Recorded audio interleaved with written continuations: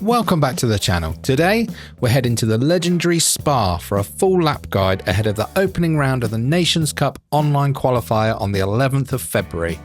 I'll be taking you through all the key information you need to know ahead of the race, along with tips to help you get the lowest lap time possible. So without any further ado, let's dive straight in. We'll start with the race information. For this round, we have 15 laps, 16 cars in the race with a rolling start. There is a 6-minute qualifying session ahead of the race, which always adds an extra edge to the event. Fuel consumption in the qualifier is off, however, it is set to 1 times fuel consumption rate in the race, and the tyre wear rate is set to 1 times for both the qualifier and the race.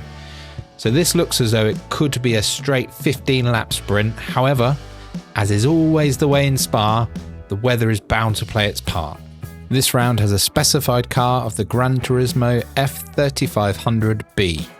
The regulations are, only one usable dry tyre is available, and that is the racing hard tyre. The intermediate and wet tyres are also available.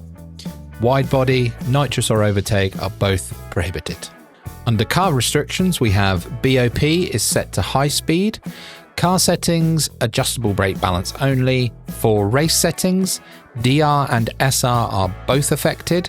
There is light mechanical damage, no minimum number of pit stops, and track limits are set to normal. And finally, penalty settings, shortcut penalty is set to weak, no wall collision penalty, but colliding with other cars is penalised, and cutting the pit lane line on entry or exit attracts a penalty. Today's lap we're going to be looking at is, at the time of this recording, the current top time on the global leaderboards of a 1:52.220. It is worth noting that this is a dry lap time. When you first load into the free practice lobby, the track will be wet, so you'll need a bit of patience to wait until the track dries up and you can put in some dry running practice. Now, with all the formalities out of the way, let's get out on track. Coming down the start-finish straight. First braking marker, we've got the 100 board on the left. As soon as that leaves your screen, you're going to want to hit the brakes hard, and then on the left-hand side, there is a wall where it turns from white to yellow. That's where you're going to start to want to turn into the corner. Just notice before we've even hit the apex, we're completely off the brakes. We've changed down to first gear.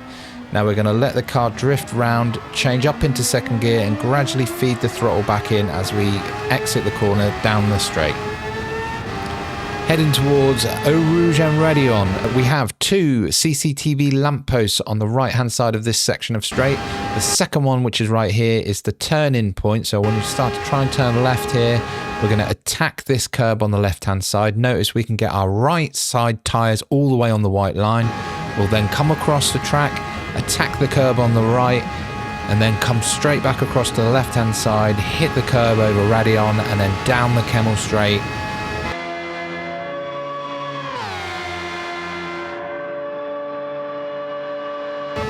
Two brake markers here. We've got the 50 board and where the fence changes its style on the left hand side. We want to brake in a straight line. Before we hit the end of this curb, we need to be turning into the right because we're going to really attack this first apex. Bring the car down to second gear, and as you go across the curb, bring it up into third. Go straight back across to the left side of the track. We need to keep to the left here. It's really important. And where you see that red post in the fence there, that's where you're going to start to turn back to the right for the next corner. Attacking the bollards again, let the car drift across to the left-hand side of the track while you accelerate down into T8, where our brake marker is this grey concrete drain just next to the curb on the left-hand side. We're going to brake, change down into second gear while we allow the car to come across to the right-hand side, hugging the apex. We've got 3 bollards here. Once you get towards the 3rd bollard, this is where you're going to start to want to accelerate out of the corner. We're going to slowly accelerate, not to put too much power down because you will oversteer out, up into 3rd gear and then straight down into this tricky left-hander where there isn't really a clear braking marker here. So we've got the fence on the right hand side where you've got the red fence posts and then 2 grey posts after that. Once that second grey fence post leaves your screen, that's where you want to dab on the brakes. Bring the car across to the left side. We want to really attack those 2 posts on the inside of the apex, changing up into 4th gear before we've even reached the corner. Accelerate out, being careful of any power oversteer on the exit down to the next section. where we have two brake markers. We've got the fence panel before where the marshal stood on the left, or the big rock on the hill on the right.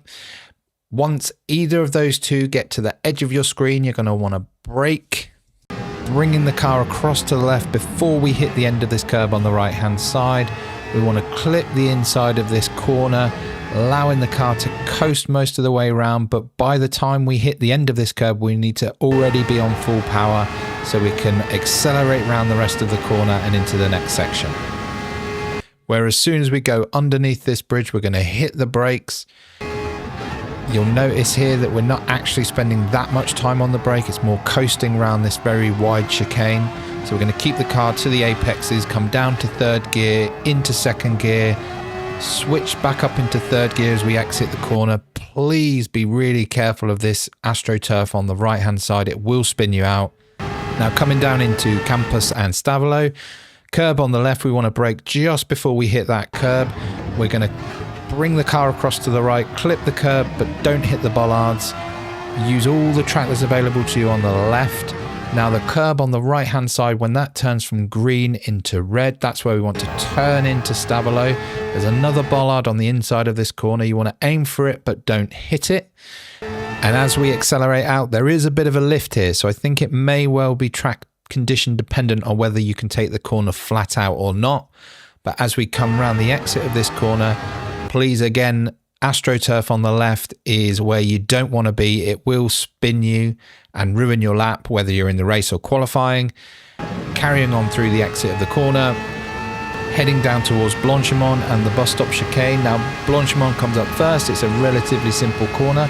You just stay to the right side of the track, use a bit of the green tarmac, hug the inside of the left curb there, full power all the way through, going down towards the chicane, where we're going to brake midway between the 150 and the 100 meter board, looking out for the green concrete on the right hand side. Once that hits the edge of your screen, you're going to start to turn into the first part of the bus stop chicane. We're going to really try to attack this curb. As we go round, we want to try and get the car across to the right hand side, but once the green concrete on the left has hit the edge of your screen, you need to turn back into the left, take the second part of the bus stop, change up into third gear, accelerate out, and that is a 152.220. Well, there we have a lap around Spa.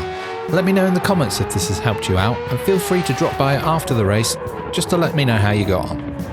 Have fun and race well. It would be great if you could consider subscribing to the channel so you never miss another lap guide, and why not drop into one of our Gran Turismo live streams. Thanks for watching, and I'll see you in the next one.